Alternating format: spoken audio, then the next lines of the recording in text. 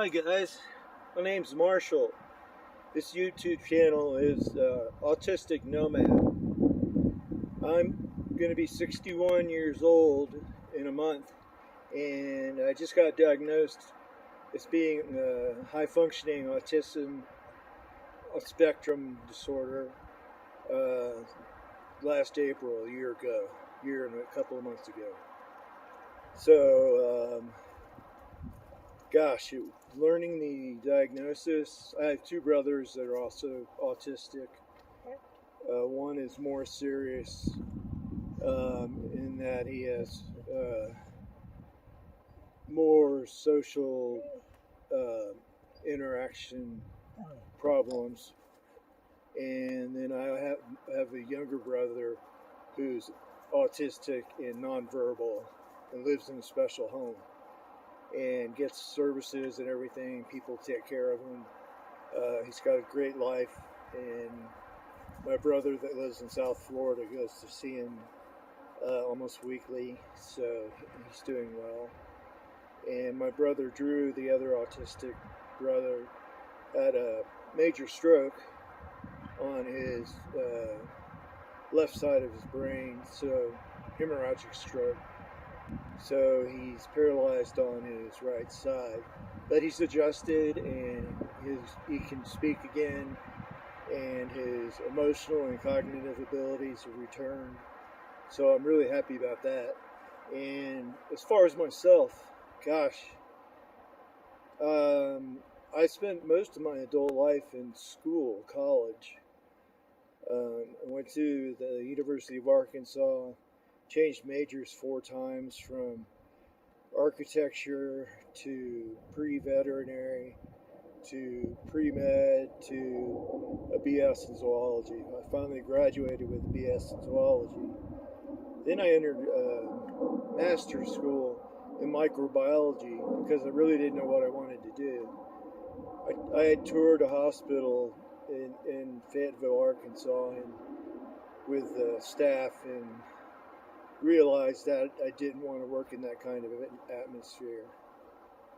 And also, I never really had a lot of friends in college or anything like that, but I got into bodybuilding and weightlifting when I was 18, and I still do that up to this day, but not quite at the level I did before. I actually competed when I was 24, won a trophy for my division in Little Rock, Arkansas. But other things, I had a traumatic brain injury as a child when I was 8 years old at summer camp. I fell out of my top bunk bed and landed forehead first on the concrete floor and was knocked unconscious. But the camp counselor, who was just a teenager, a 15-year-old, thought I was still asleep, so he put me back up on my bunk. And my brother, who was in the cabin with me, my older brother, said that 2 hours later I sat up vomiting, and they whisked me away. And I have no memory of anything about summer camp. All I remember is coming to my senses in a strange house I didn't recognize, playing with children I didn't recognize either. And it turned out I was staying at the summer camp's headmaster's house on the campus. And they didn't tell my parents really what happened, so nothing really changed. When I got home,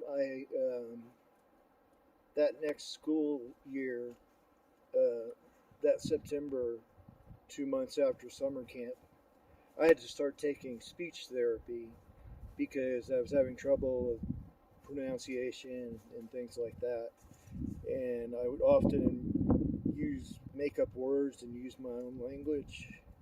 And I actually still do that to this day with my dog, Grace. She's a half yellow lab, half German shepherd. Love of my life. Had her for 10 and a half years. Here she is, the star of the show. A precious baby. Got her from 10 weeks old at the shelter.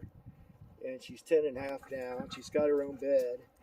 And I've got another YouTube channel, Rolling Man Cave, and back when the pandemic hit in early 2020, I relinquished. I had a Section 8 voucher for housing. I was in Bozeman, Montana, and I had been attending graduate school in biological psychology, doing brain stroke research surgery on rats, and did that for a year and a half, but got tired of it.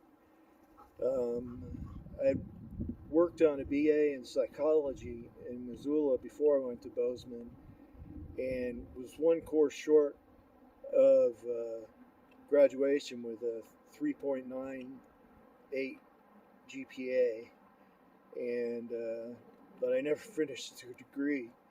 But I still got into Montana State University. So I've always had trouble with social interaction, and especially in situations like in graduate school, there's all this bureaucratic hierarchy and stuff, levels of, and how to interact, and unfortunately there were three factions of psychology under the one psychology department umbrella. There was social psychology, cognitive psychology, and biological psychology. And I was in the biological psychology, and the three factions, social, cognitive, and biological, were always kind of at war as to how the brain works, And of course, anyone who's taken high-level biology and physiology knows that the brain and mind are biological, completely. Cognitive psychology and social psychology can untangle a lot of really cool details of how interactions work, but beneath all of that, it's all biological. And I've always been interested in the brain. I've researched the neuroscience of addiction and compulsive behavior, reading the actual research papers for 20 years, and I wrote a 38-page research paper on the combination and treatment of neuromethoxsane and baclofen for the treatment of alcohol disorder, and it had 80 cited references. That helped me get into the Montana State University biological psychology program. My advisor really thought my paper was kick-ass. So I've always had these abilities, and I've had mechanical abilities too. I can fix things and build things and stuff like that. I really don't do like decorative building and carpentry and things like that. Everything I got to do is typically functional. And so anyway, back to it seems like every time I've had a job, it only lasts a year. I was a day trader, stockbroker in Miami for a year. Hated that. Repaired laser printers and copiers. Taught myself to do that. Had my own business. Did that for a year and a half. Hated that. So I tried going to work for a copier company, Danka. Did that for 2 years and taught myself how to repair all the different machines without any training, and did that for 2 years, but hated that. I sold cars in Tulsa, Oklahoma. Hated that.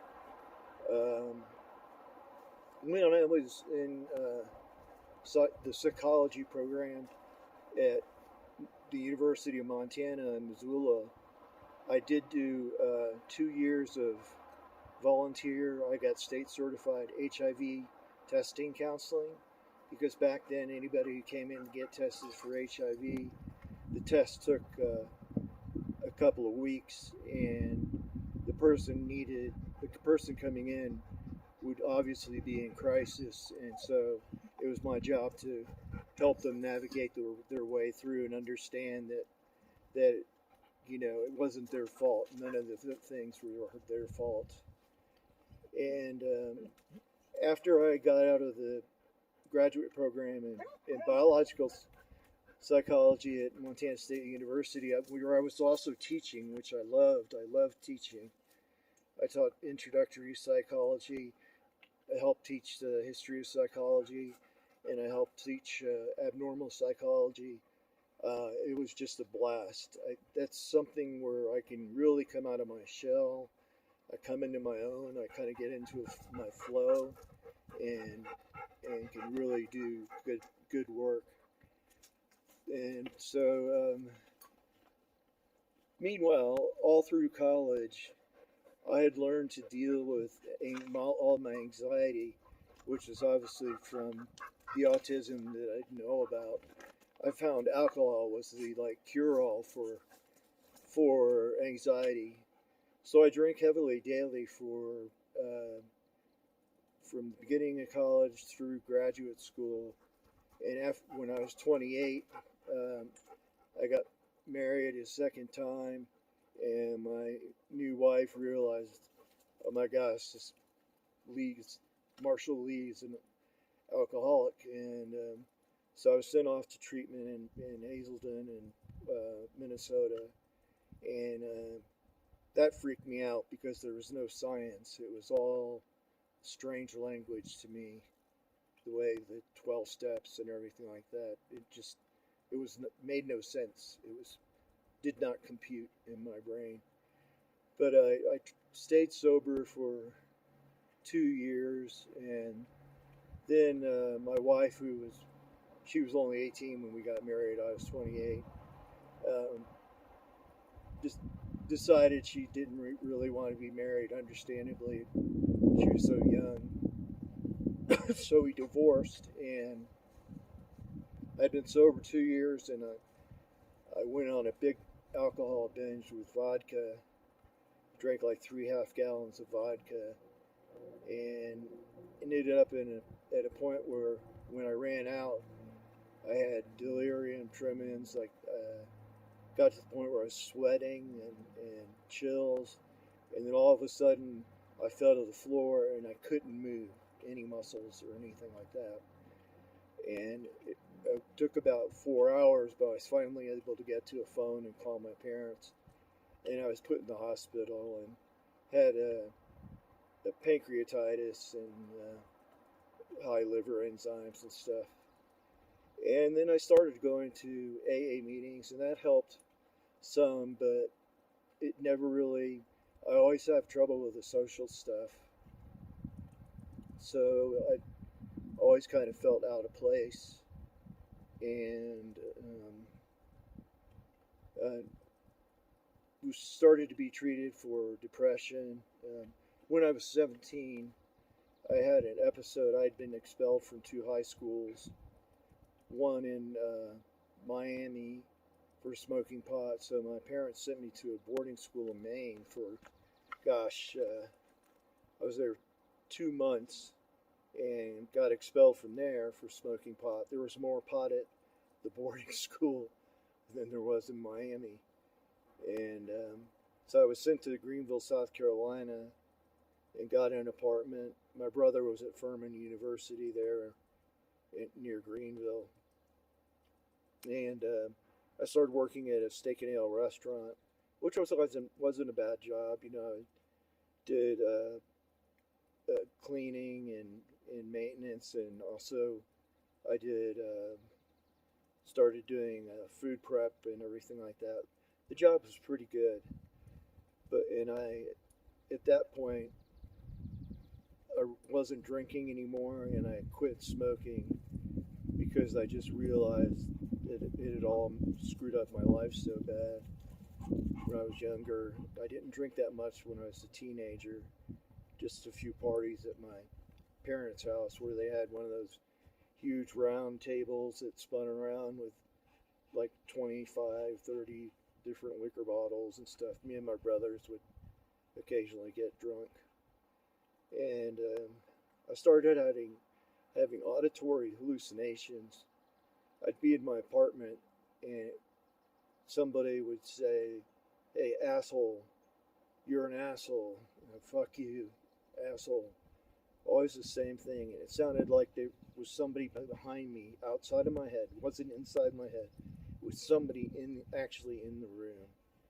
And it freaked me out. So I ran crying down to a payphone and called my parents in Miami, and they put me in Marshall Pickens Hospital in Greenville, South Carolina for 2 months and put me on.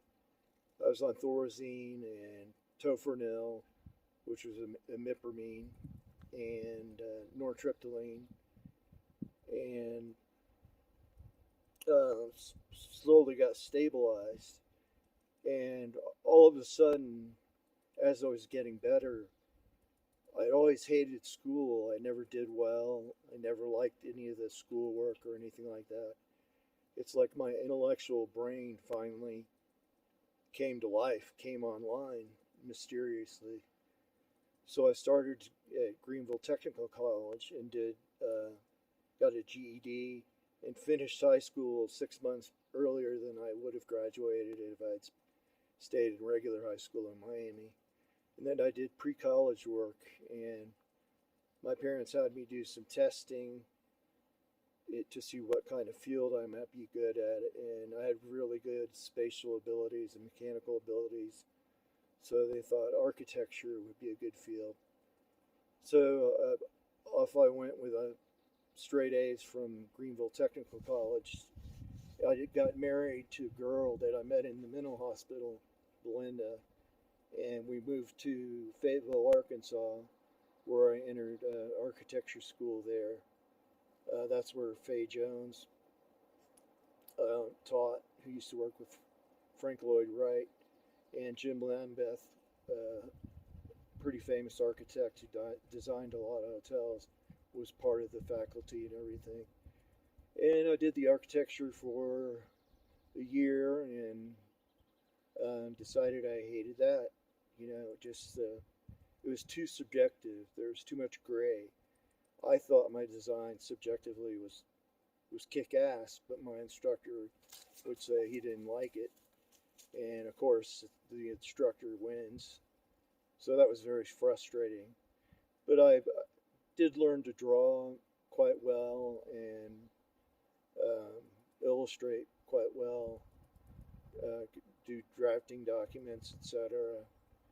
Also in high school, I learned to throw pottery when I was in my early teens and got my own potter's wheel, a Shimpo potter's wheel, and it got a kiln. My friend got a kiln, and then we started a little business, Stoneware Potters, and sold our pottery at we threw stoneware and sold at local art shows, and didn't make any money or anything. I did win an award for a giant vase I made that was about 3.5 feet tall, a big flared top, kind of multiple hourglasses with a big bottom bulge, and some really cool Coleman glaze, blue and greens and whites, and won an award for that. But when I went to college, I fell out of the pottery stuff. So anyway, after the architecture too, that not really liking that, I decided, well, maybe pre-veterinary. So I got into animal sciences and was getting a degree in that, taking courses. I worked for a vet, a Dr. Moeller in Fayetteville, Arkansas for 2 years, helping with cleaning the kennels, feeding the animals, caring for the animals. I also got to assist in surgery, and the Dr. Moeller, restrictions were much more relaxed back then, would actually let me do entire procedures like neutering cats and dogs. And but after a while, the Dr. Moeller started to make me euthanize all the animals that came in to be put to sleep, and that really hurt my soul too much, and so I fell out of that, and that's when I decided to be pre-med and switch to a BS in zoology, which is vertebrate physiology basically. It's just learning about the biology of all vertebrates, from embryology, from the embryo egg to the fetal stages, ontology, all the way up through full development. And I really enjoyed that because science it's either this or not. And as science gets better, we find out more of this is right, this is right, this is right, this is right. Oh, we thought this was right, now it's wrong, but we know now this is right. So it's self-correcting, and it's always either right or wrong, so there's no real middle ground. And so I really enjoyed that. And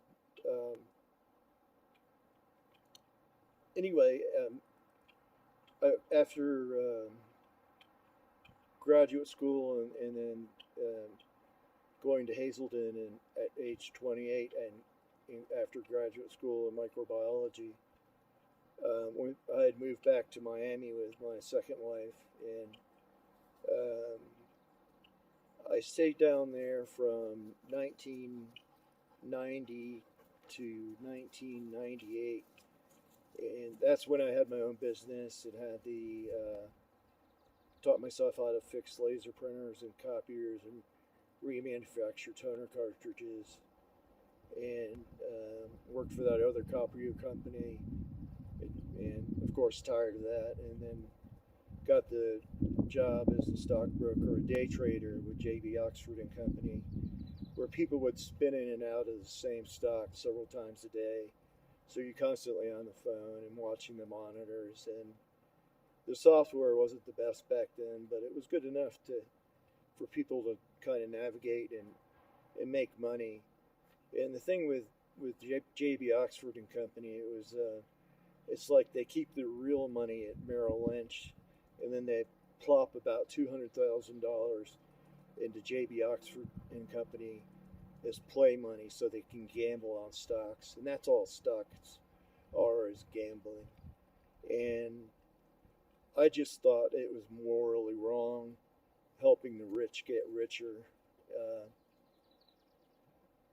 in a way that they had no stake in the companies they had stocks in, only the employees and that work at the companies did. So it's like they were leeching off the actual business people and the employees of those companies they had stock in, And so I hated that. So my mom passed away in '98 suddenly from a heart attack, and she was only 64. And I thought to myself, gosh, you can die at any moment. So that's when I moved to, I got a little U-Haul and had a little Suzuki and just hauled a few things up to Missoula, Montana, sight unseen. Stayed with my uncle in Evero for a couple of months, and then I got an apartment in downtown Missoula, right across the bridge from the University of Montana campus. And I was there at U in Missoula for about 6 years. I started getting more treatment for mental health and the escalating binge pattern. After I had been sober for 2 years from Hazelden, my drinking pattern changed from a daily drinker like I was all through college to going on these gigantic binges where I drink 2 or 3 half gallons of vodka, end up in the hospital, then get sober for about 2 to 4 weeks, and then bam, it would happen again. And I was always so depressed, and I really got tired of drinking and started reading books by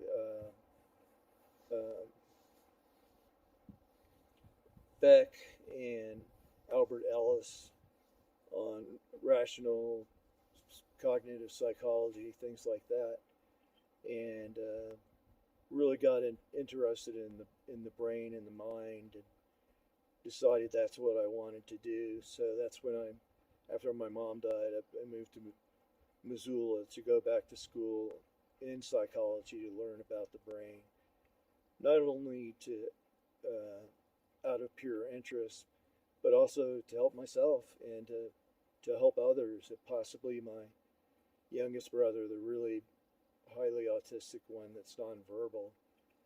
And I constantly binged and got sober. I was on multiple medications. I was on Ritalin for about 20 years at 60 milligrams a day. That helped with my focus and everything. I've been on antidepressants, just about every single one I've tried. I was on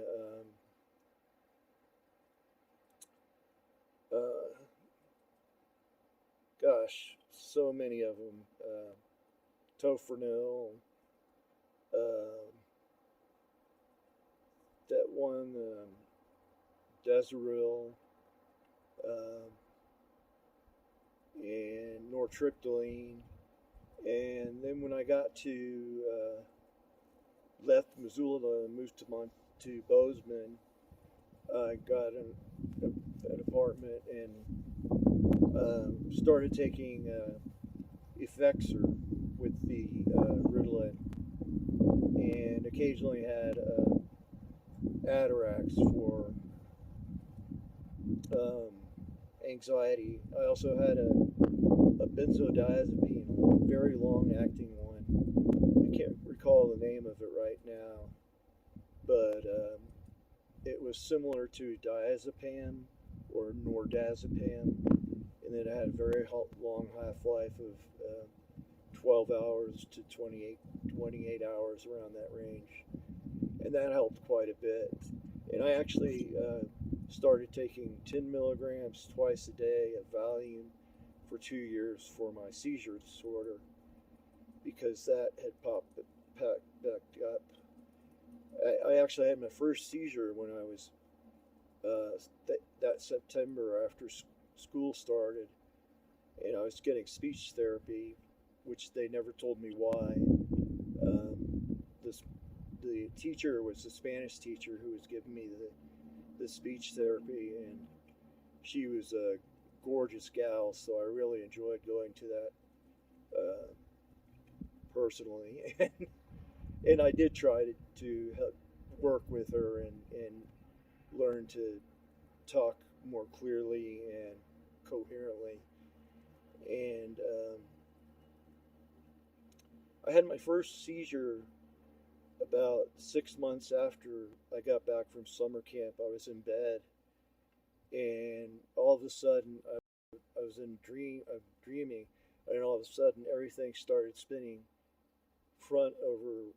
head over heels, head over heels, head over heels, and I freaked out and jumped out of bed, ran up to my parents, and slept with them for the night, but then never had another seizure until I had an auto accident in 1994. I was rear-ended by a telephone company truck and hit my forehead on the crossbar of the front of the. I had a convertible, but the front of the windshield frame, and then I started having seizures again, and was put on Tegretol, and that was working for quite a while.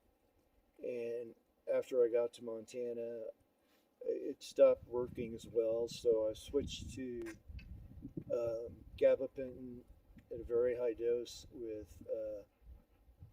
Depakote, and that worked reasonably well for a while, but I was still having breakthrough seizures. And then when I got to Bozeman, at first, those first 2 years, I was on Valium 10 milligrams twice a day, which completely nullified the seizures, but it also had unfortunate cognitive side effects, really impaired thinking clearly and coherently and scientifically and things like that. And I finally got a doctor to switch me from gabapentin to a new improved drug version of gabapentin called pregabalin or Lyrica. And Lyrica is actually a seizure medication, an anticonvulsant. It's an improved version of gabapentin. It doesn't oversaturate the receptors, so you can take high doses, even higher than gabapentin, and it's more effective. And it's also extremely effective with anxiety. It looked for me, at least it was. That's just my experience. You know, I'm not trying to give any kind of medical advice. So I was on Lyrica, and I've been on Lyrica since it came out in about 2006, and I'm still on it to this day. I was taking 600 milligrams a day and started to have breakthrough seizures about 3 years ago. So they increased my dose to 900 milligrams a day, which is 300 milligrams over the FDA recommended max. But of course, doctors can prescribe above those levels, you know, and that really quelled the seizures. And it also, for my experience, just for me, helped my anxiety. And also, I'd gotten hit in an accident and had 6 broken ribs and crushed in on injured my kidney and liver in an auto accident in 2013, and the pregabalin helped with the pain from that. And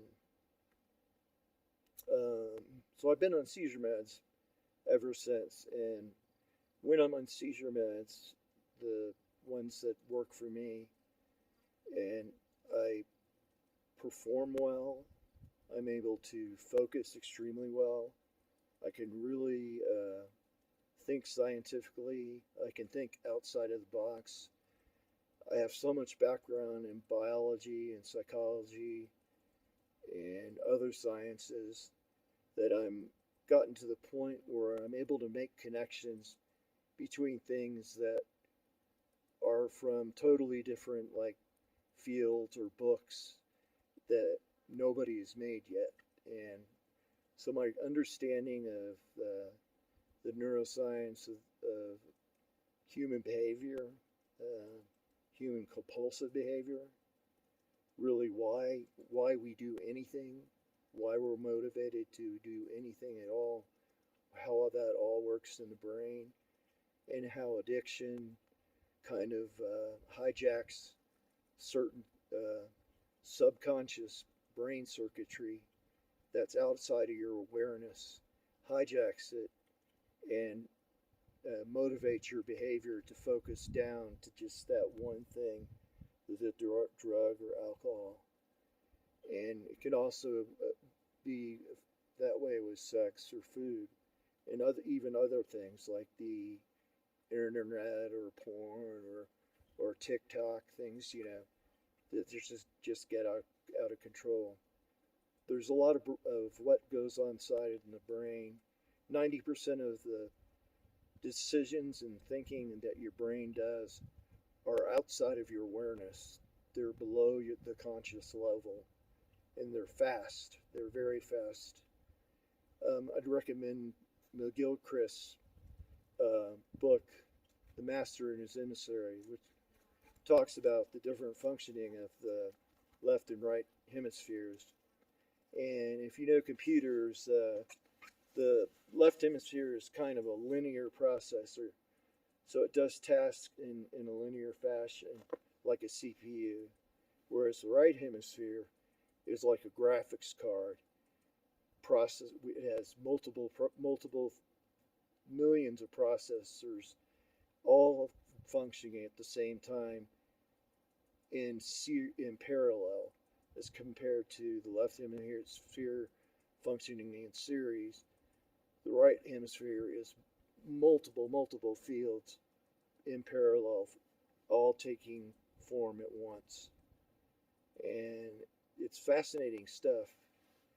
And when the pandemic hit, I'd been in my, I'd worked at a mental health center there in Bozeman, Montana, as a peer support person, and I designed and implemented the adult date treatment program that I ran for a year or two.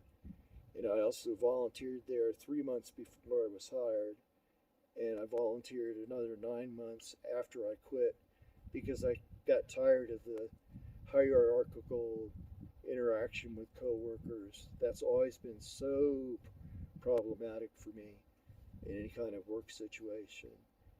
And anyway, I had an apartment in Bozeman, basement apartment, and I had that apartment for 14 years. And I kind of realized I really wasn't going anywhere. I'd thought about going back to school to become a therapist, but then I soured on that. And when the pandemic hit, I realized I needed to do something to kick myself in the ass to get myself going, like as a human being to start growing again.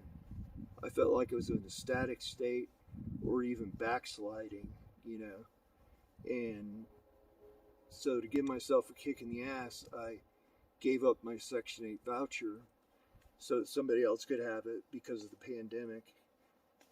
And my brother bought me a 25-foot all aluminum 25-foot by 7-foot trailer, enclosed snowmobile trailer. And over from the whole year 2020 up till October, about 9 months, I converted the trailer into a tiny home. And that's all described on my Rolling Man Cave YouTube channel. And I'll put links to it in the description. But I wanted to start this video channel because I've never really talked about me or my life or my experiences.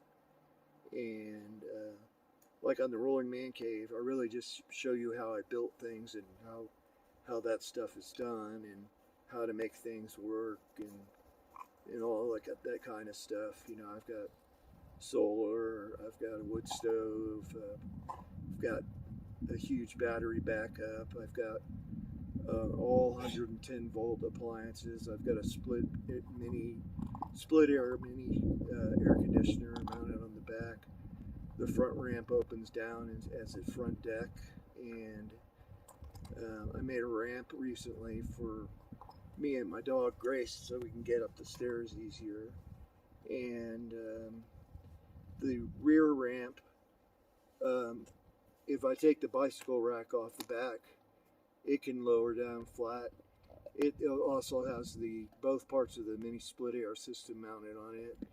So at night, I put both ramps on winches. The rear ramp, because it's heavier and bigger, I used a dual winch system hooked together so that both winches operate at the same time, pulling the ramp in and out. And just one winch on the front ramp, which is the deck. And I put adjustable legs under the front ramp so it can support the weight underneath. There's 4 of them. They're adjustable with this driver, and you can use a attachment on your driver drill to operate it. And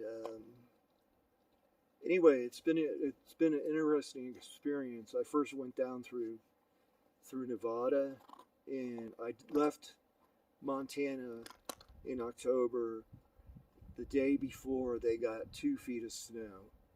And as I was driving down through I-15 through Idaho, it hit blizzard conditions and was snowing, but I kept going. And as I got into Nevada, it was still snowing. And I finally hooked up on, I think it was Interstate 80.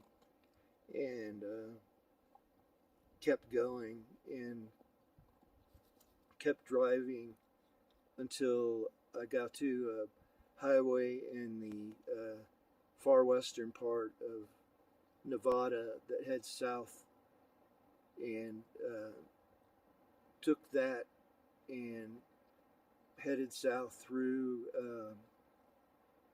Nevada, and there's a lake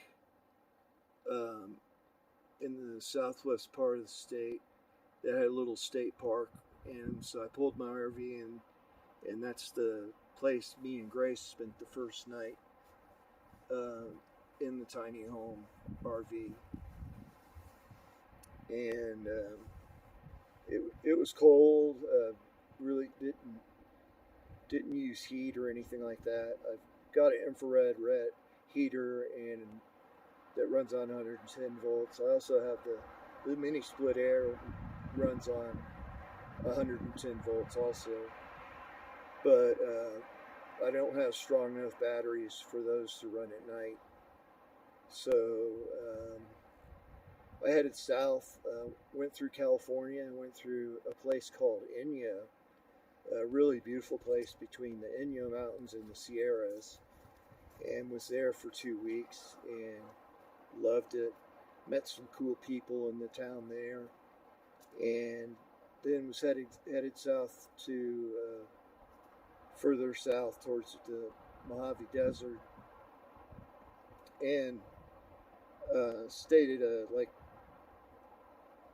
OHV sandy place. Stayed there for 2 weeks. Had a really cool incident with a F-22. Came at flying less than 1,000 feet, blast right over my trailer, and then went into a straight climb. It was amazing. Shook the whole trailer.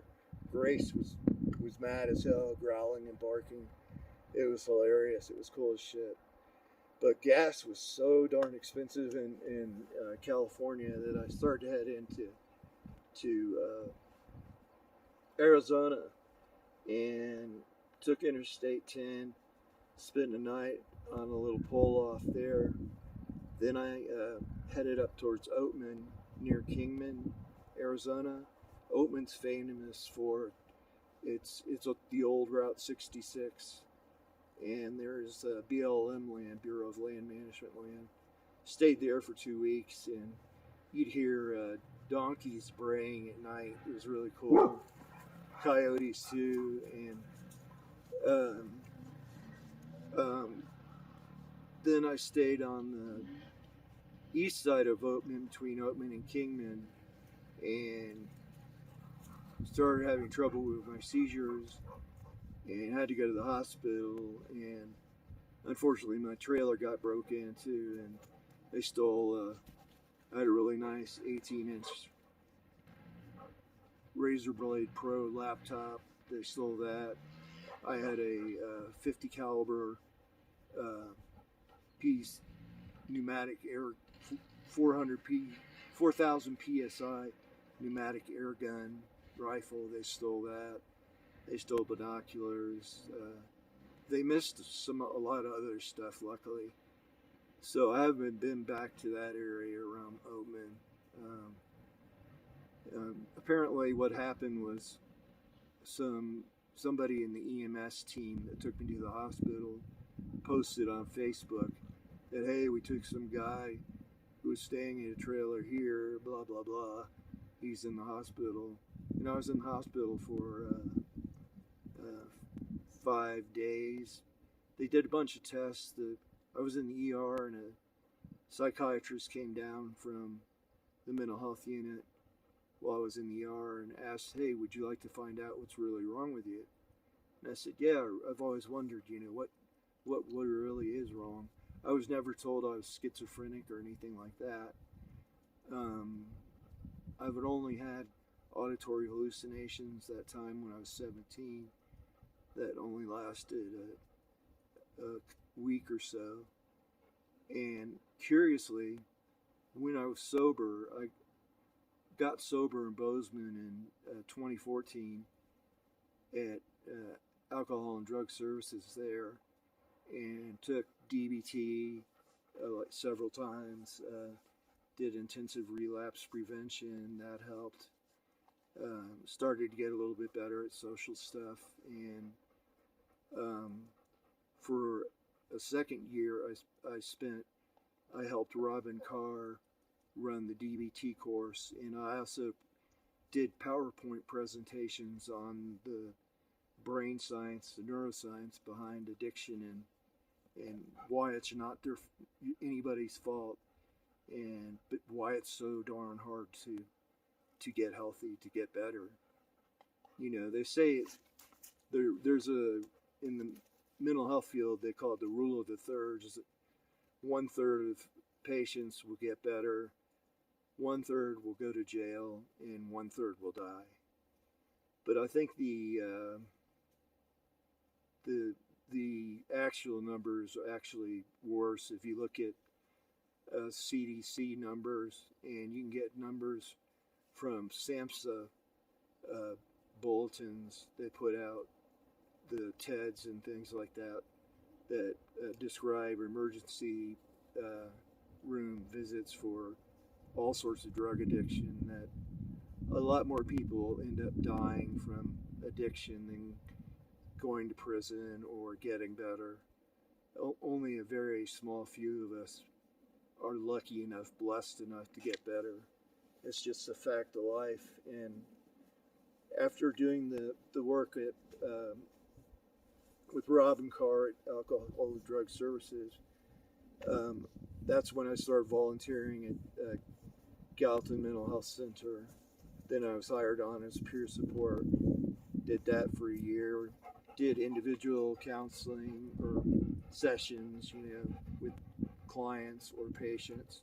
There was an inpatient housing called Hope House there, so they would bring patients down every day at noon at lunchtime, and I would run groups for them, and it was a really cool experience. And some of the best groups were actually, I would always have a topic prepared to run a group about, that might be helpful for people struggling with mental illness, suicidality, things like that, or addiction. But I would always ask, hey, is there anything you guys would like to talk to? And I'd give them a couple of minutes, and I said, really, seriously, think of something that you'd really like to talk about. And when they would bring something up, those sessions, those groups, were some of the most positive, healthy, recovery-oriented, helpful for the clients and for myself. When you do that kind of work, you're actually in the group yourself, so you're kind of getting therapy at the same time as you're giving therapy.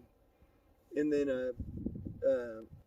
got trained in intensive relapse prevention, IRP, a SAMHSA program at the National Institutes of Health, and started and implemented, designed and ran the adult day treatment program based on that IRP protocol.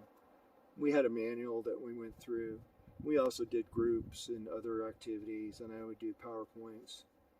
And I really enjoyed that work, but the problems with interactions with coworkers and bosses and managers and people below and up, it was just too much for my brain to handle.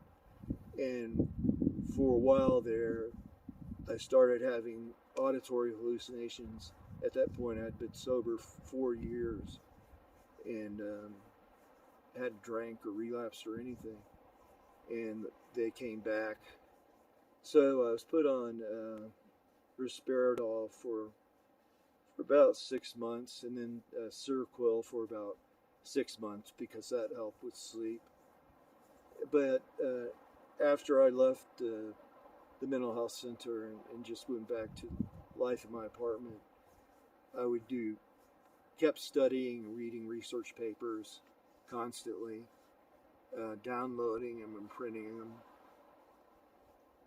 I learned how to refill ink cartridges for printers so I could print for virtually no money at all. And so I have a stack, literal stack of research papers I've read that is from the ground to here, about 4 feet tall, several thousand pages, quite a load of, and I always highlight and reread and study the papers. And during all that time, all that information kind of just percolates around, even at an unconscious level. Processes and connections are being made. Even during dreaming, strange dreams would come up with strange connections that I would explore when I was awake and things like that. But at that point, that I had left the mental health clinic. I had been back in the apartment, really just doing nothing but research and building high-end computers, gaming computers for people. And I taught myself how to do that. And, I was getting tired of that.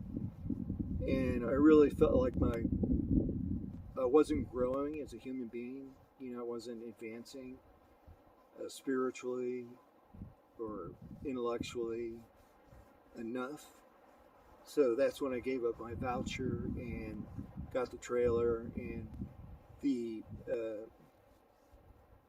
HRDC in Bozeman, Montana, in the city of Bozeman, let me work on the trailer. I parked it on land right next to the apartments that was city land, and was able to do all the initial work through that October 2020 when I finally hit the road. And well, anyway, back to Arizona. That I was near Oatman, and that was I think it was October of later of that October or early November of that year. And that psychiatrist came down and said, "Hey, you want to find out what's wrong?" So they put me up in the mental health unit, and they started putting me on all these really strong meds. I mean, they put me on Haldol, which I had bad reaction to when they tried that when I was a teenager. But they had me on a gigantic dose of that. They had me on barbiturates. They had me on benzodiazepines. They had me, so I was literally like in a zombie state. And they did MRIs. They did electrocardiograms. They did CT scans with contrast. And when they did an EEG with photic, light stimulation, even on all the meds, including seizure meds, it induced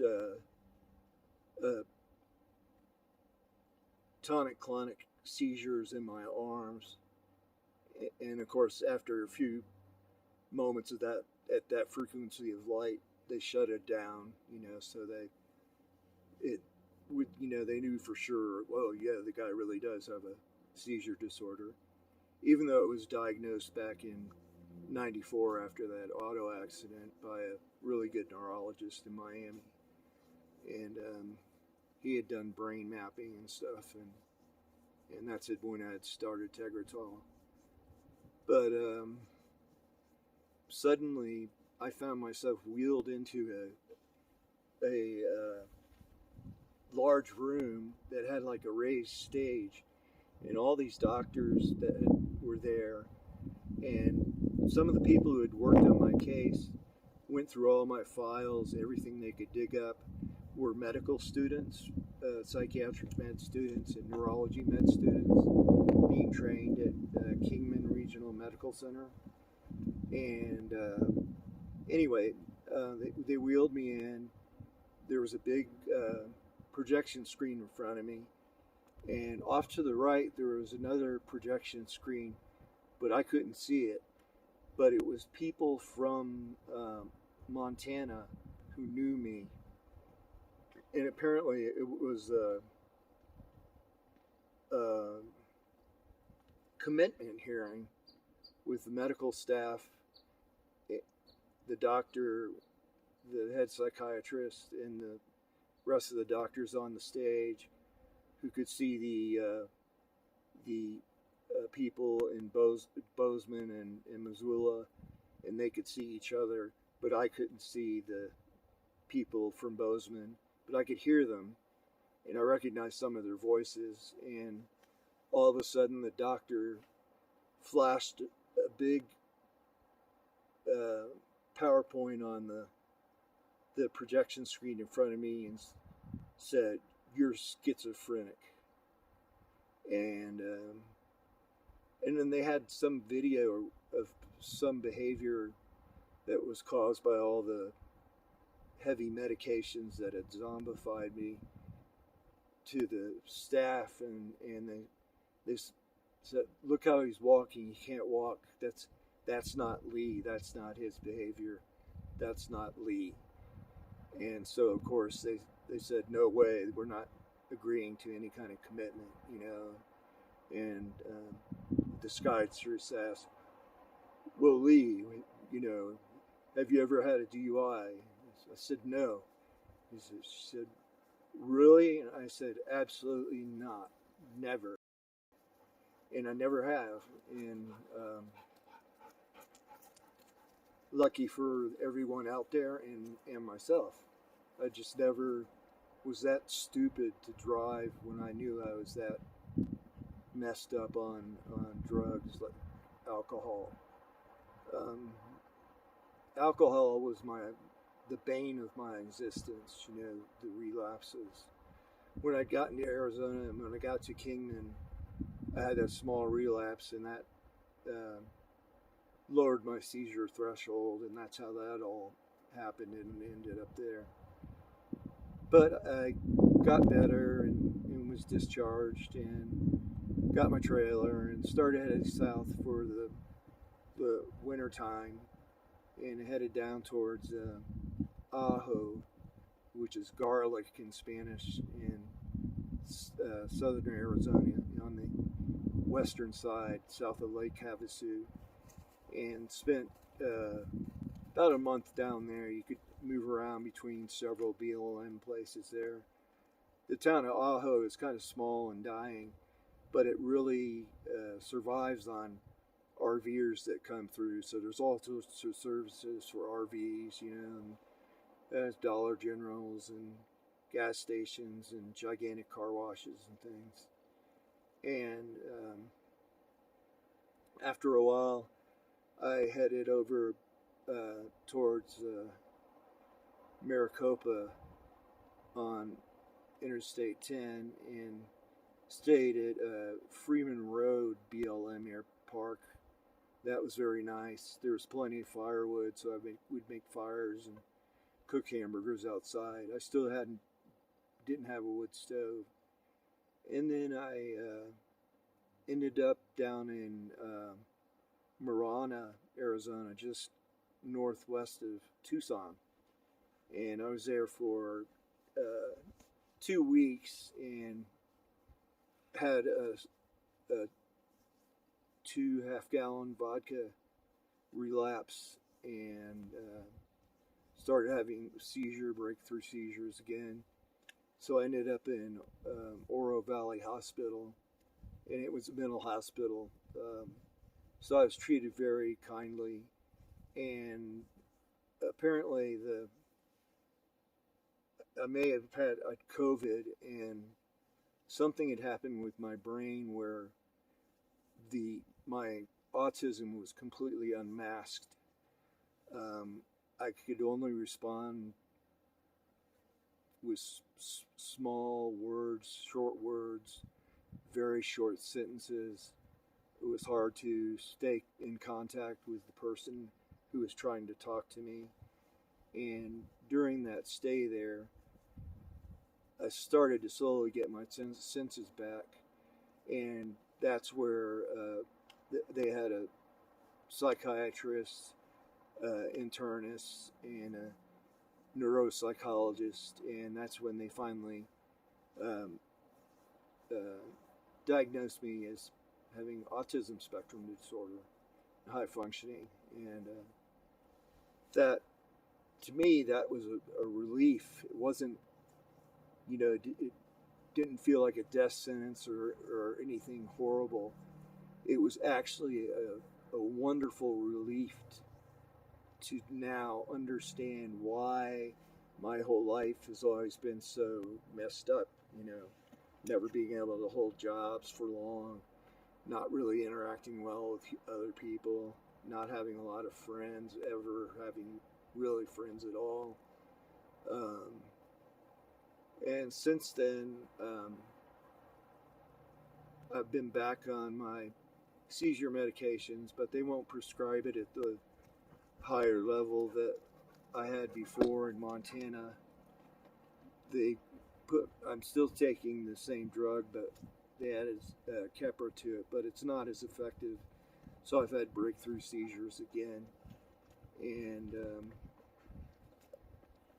I've spent the winter down around Marana, and then I came up last summer up to around the Flagstaff area, and there's lots of U.S. Forest Service land where you can stay. You just move every 14 days. It's beautiful up here. I'm up here at 7,000 feet and near 10 miles south of Flagstaff right now, in a big open meadow with the trailer. And last summer, when I was a little further south from Flagstaff, I stayed in an area, BLM area, in U.S. Forest Service, and that's when I put in a Pomeroy Rogan stainless steel stove with a stainless steel 2.3-inch stainless steel pipe that goes through the roof, and made a special seal with ceramic insulation and a back wall with ceramic insulation, mounted it on a table with galvanized steel and aluminum edging to prevent anything from catching fire, and it's bolted down. And the top stack has 3 sections, and I put a small 45-degree angle bend and then an exhaust bell, an exhaust flare that goes from 2.3 inches to 4 inches. And I angled that away from the wind, and that actually speeds up the wind when it goes around the bell and sucks the smoke out. So that works great. I can cook on the stove and everything. And I'd thought about using a wood stove when I first was building the trailer in Montana, but I had reasoned wrongly. I thought that, I'm sure every campsite that's available to camp at has all the woods been used up. But it turns out it's the exact opposite. There's wood everywhere. I mean, there is so much wood just laying on the ground. And even wood, it's curious, especially in the forest here around Flagstaff, there's always pieces of wood that are just about 13 to 15 inches long, just chunks laying on the ground.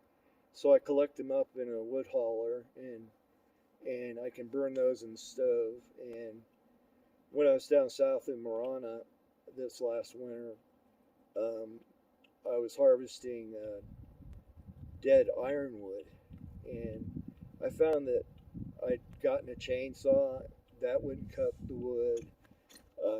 Had a sawzall, and I've tried that. That would cut the wood, but it takes forever. But then I found that my Ryobi circular saw with a right blade just rips right through it. So that's what I use to cut firewood now, is my circular saw. It's 7,000 RPM, and you just have to go a little slow, let the blade do the work so that the motor doesn't have to work too hard, and it cuts right through. And have a leaf blower. That's how I blow out the trailer. Because one thing about living on federal lands or out in the desert, there's dirt everywhere. You're going to get dirt in your trailer. I don't care if you have screen doors and carpeting and shoe scrubbers and whatnot. If you have a window open with a screen, you're going to get dirt inside your trailer. So I've just learned to live with it. And I have a Ryobi vacuum. I have like 20 Ryobi tools, which have been fantastic. They're cheap and they've actually held up pretty well. And I just got a Ryobi air compressor because I have valve stem leaks on 2 of the front tires. So I have to fill them up, and the Ryobi has a 1-gallon tank, so you can fill a tank up to 120 psi, and then just fill the tires that way. Or you can do it with the compressor running too, and the tank valve open, and that works great. And I used to have jack stands that would fold down to stabilize the trailer when I parked, but I found that those things were junk. They just didn't work, so I took all those off. I had 6 of them, so I just unbolted them all and threw them away. And last summer I used a saw to cut. There were a lot of cut pine logs on the forest floor there off of Willard Springs Road area. And so I cut sections, and now I just use a farm jack to jack up the trailer in the rear and pop it in a pine log underneath both sides of the rear of the trailer and also in the front. And that takes the weight off the suspension and the wheels too, so that's just good. And the trailer doesn't rock at all from wind or anything like that. It's been fantastic. As far as being out here alone all the time, I occasionally meet other campers, but personally, some of them are kind of weird. Like I met a guy that was really hard right-wing, white nationalist, anti-immigrant. Just a really, unfortunately, very bitter person. Never heard him laugh once. We were friends for several months, but one night he got pissed at me and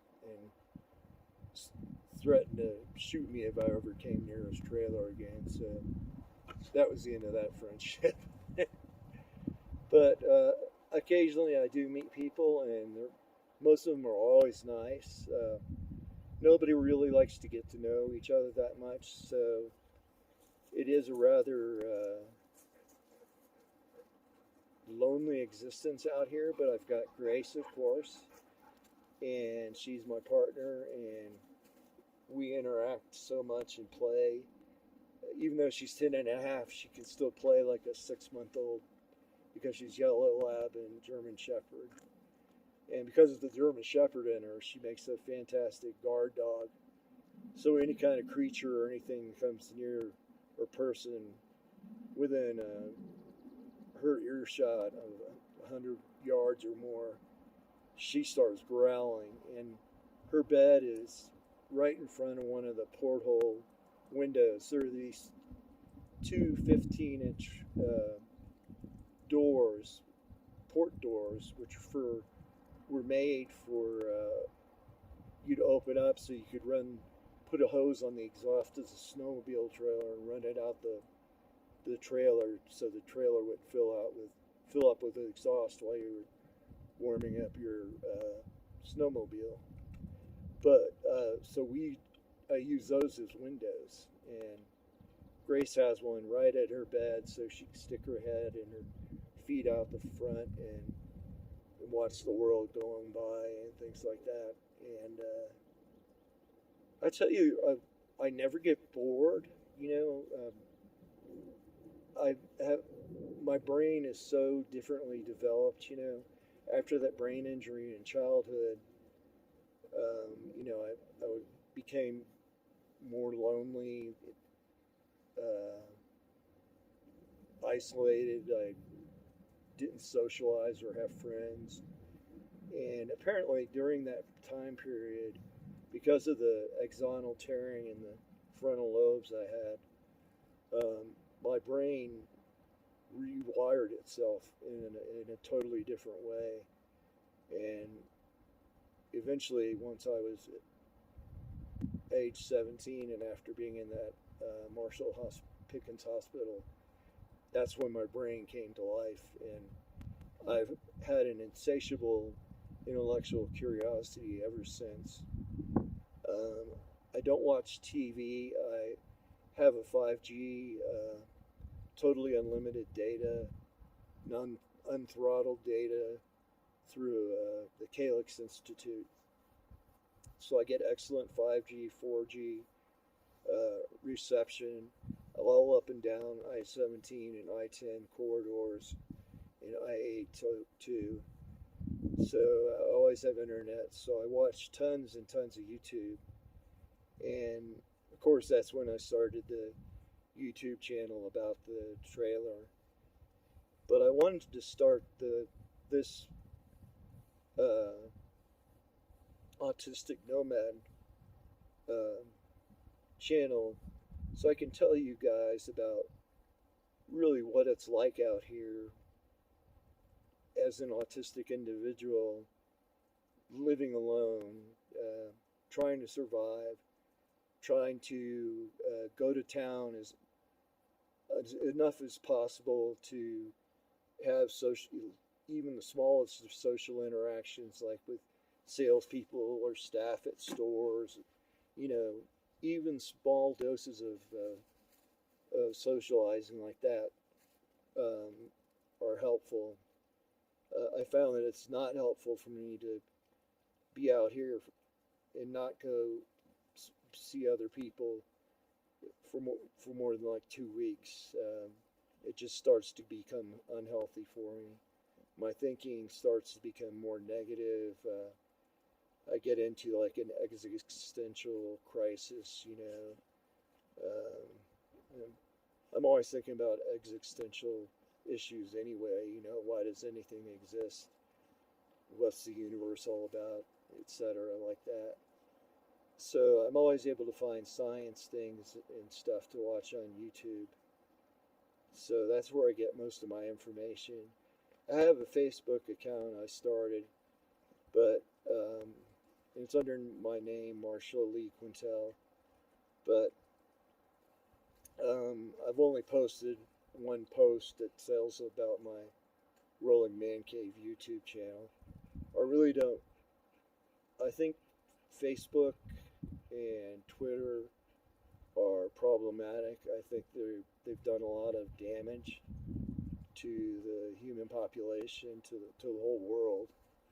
Um, they've caused people to become so much more divided, things like that. So I don't use Facebook.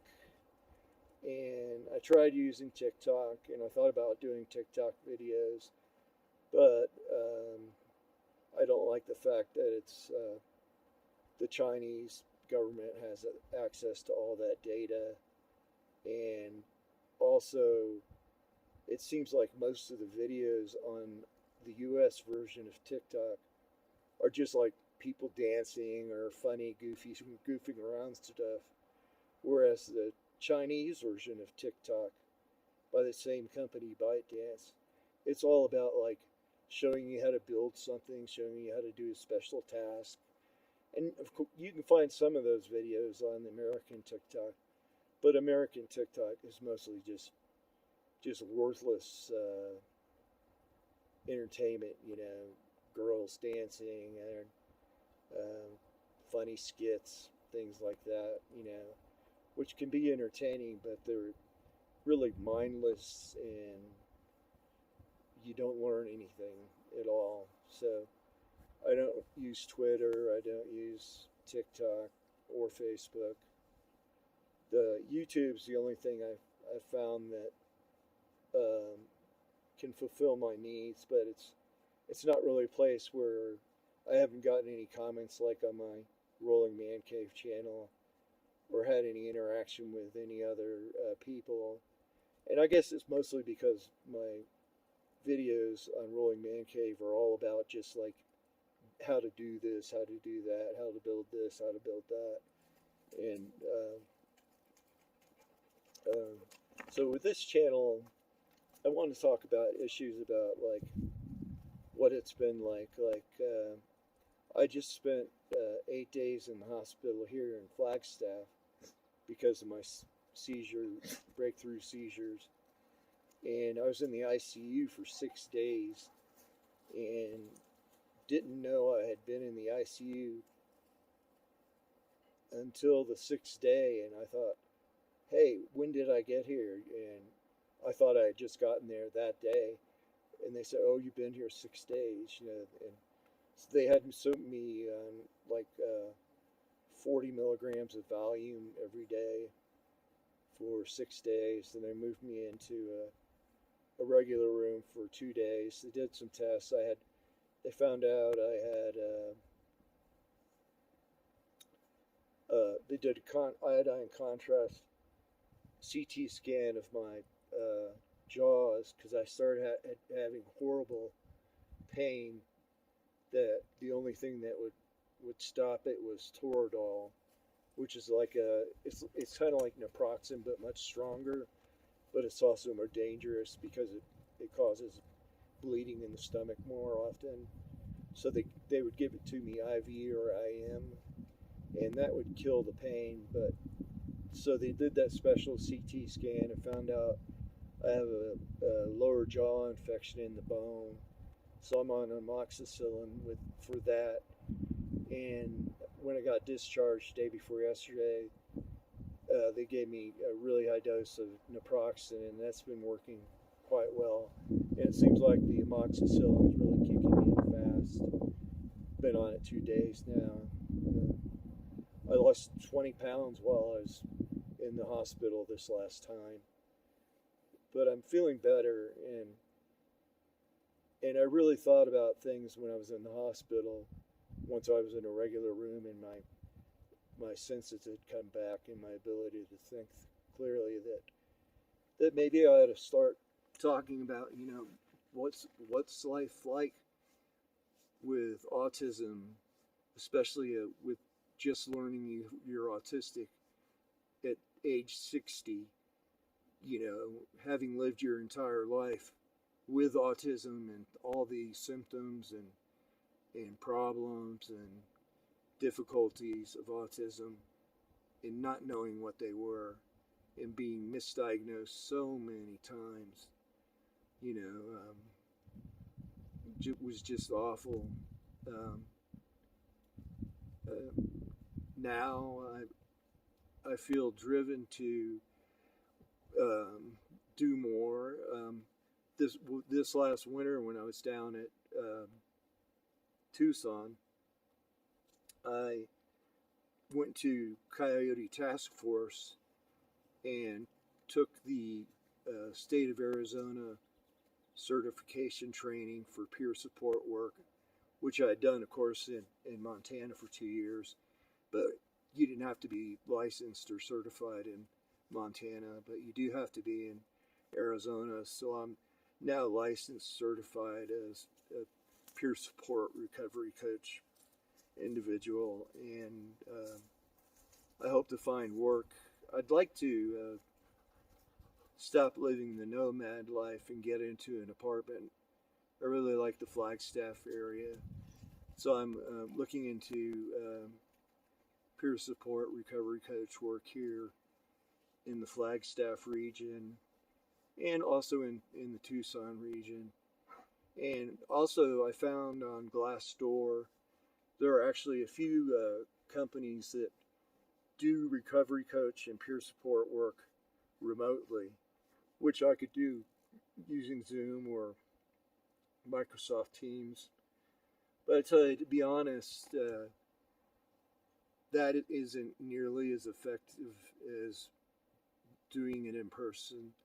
There's something if you ever heard of interpersonal neurobiology, it's a new field, and it details and explores and explains how when two people interact face to face, eye to eye, with all the body language, with 90% in the communication being nonverbal, all this information passing back and forth, that each person you're interacting with, you're rewiring their brain and they're rewiring your brain. And direct human to human interaction has special access to certain circuitry in the brain that involves sociality, and also special access to learning areas of the brain that are not available in a non-face-to-face social interaction. So look that up, interpersonal neurobiology. It's a real thing. It's not some mythical crap. There's Norton has about 60 textbooks in the field about explaining how the different circuits in the brain are affected with direct social interaction. So I'm kind of hoping I'll be able to do direct peer support work. I like doing group work or teaching, and I also enjoy the one-on-one, especially outside of the office. So going to a client's home, interacting with them there, going to lunch with a client, just helping them find their way to their own recovery. Because everybody's mental health recovery or addiction recovery is completely different. No two are the same. No two paths work for another individual. They have to find their own path. And as a peer support recovery coach, it's your job to help them explore different possibilities until they find something that gives them a spark of hope that they can latch onto and start to grow and heal. This world, we humans, we still don't know how to raise babies into adulthood properly. We still really screw up a whole lot of people. Most people, so many people get hurt by other people more than they should, and many of those same people also hurt other people more than they should. In older days, our species used to be collaborative with small groups. There was total equality, even though you might have different jobs, like one cuts firewood, one kills animals, one gathers grains and food. Everybody was still equal. And today, the world is in a much different state. Capitalism is basically feudalism or slavery disguised. Sure, you can switch jobs, but it always at a very high cost. So it's like you're at the whim of other people who control your life. There's no egalitarianism, things like that. And that damages so many people and hurts so many people. And of course, one thing we all know or should know is that people that have been hurt end up hurting other people. Not on purpose, but maybe occasionally so, but just out of the things that have happened to them. And so the cycle just keeps repeating over and over and over. And our species is finally at a point where we can start to use artificial intelligence and eventually artificial general intelligence to help us to design a better economic system than capitalism, where things are more egalitarianism, where there aren't rich people leeching off companies' stock, taking away the money that should belong to the employees. It's thievery. It's plain and simple. The parasites are at the top, the rich. There should be no millionaires or billionaires, in my opinion. Sounds left wing, but I believe in free markets, but also believe that employees should own the stock, not some rich outsider. Stakeholders, the people who built the business, they're the ones should have stock and benefit from the value generated by the company and the ingenuity and things like that. And I actually believe that at some point there will be a smart enough chat GPT or AG, artificial general intelligence, where we can give it all the history of economics, how societies have worked from 100,000 years ago in the Stone Age until today, how capitalism or socialism and capitalism and all those things and free markets versus regulations and things like that. Feed that all into an AGI and have it come up with a much better system for us to produce and use resources of our planet. So it's a really exciting time to be alive. I'm happier now at my age, near 61, than I've ever been in my entire life. I hope to get my seizures under control better, because that always is so depressing when that happens. It's also quite frightening. I go into what's called, when I have an actual seizure, vertical nystagmus. My eyes will jerk up and down vertically together in rhythm. Fast up, slow down, fast up, slow down, fast up, slow down, fast up. It feels like you're cartwheeling. I lose all sense of balance and end up on the ground. So it's a horrible experience.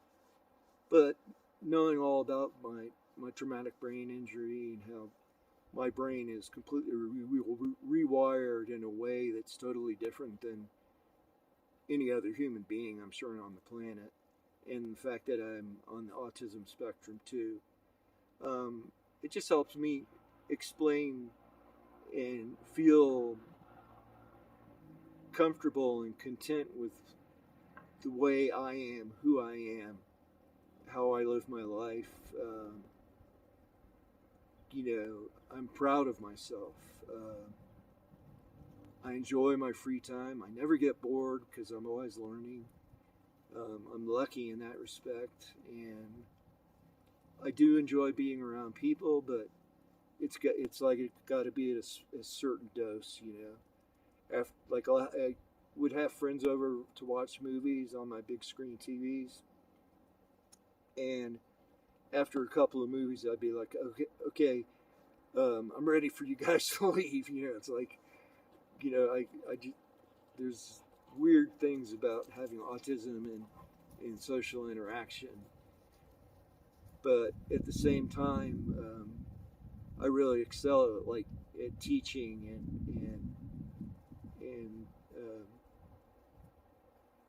helping people learn and to open their eyes to different possibilities in the world for their life, different possibilities for them to grow, to be happy. So personally, I've never been more self-content, comfortable with who I am in my own skin, exactly the way I am, and I'm proud of it. So this has been a really long video, so I'm sorry about that. If you made it all the way through, thanks for watching. Please subscribe and like, and please leave comments. Tell me what your life has been like with autism or a traumatic brain injury. I'd love to hear from you and interact with you. And I'm going to start posting at least weekly. I hope to start doing several times a week, just so I can show you how my world kind of changes on a day-to-day basis and everything. And I'll flip our camera around so you can see my trailer setup here. Let me grab the camera, and here you go. There's my 25-foot snowmobile trailer.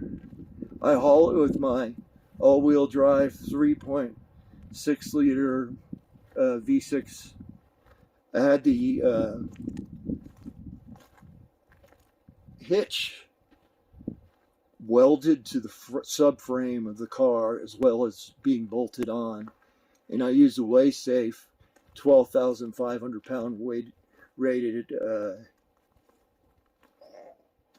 ball and riser, and the trailer is all aluminum, and you can see the stovepipe there with the bend and the flare at the top. You can see the deck. You can see the legs that support the deck, and the ramp we use to go in and out. I always put out this mat to kind of help wipe the feet off before I go in. I've got lights on the outside, motion sensor lights. I have cameras. I put in a camera system after the break-in in Kingman, so I've got 6 cameras all the way around the trailer that are constantly recording to the cloud. And I just got this farm jack because my floor jack died.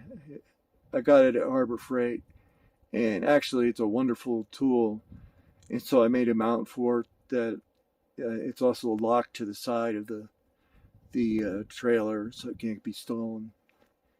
And here you can see the infrared heater on the left, and the Pioneer split air system. That's the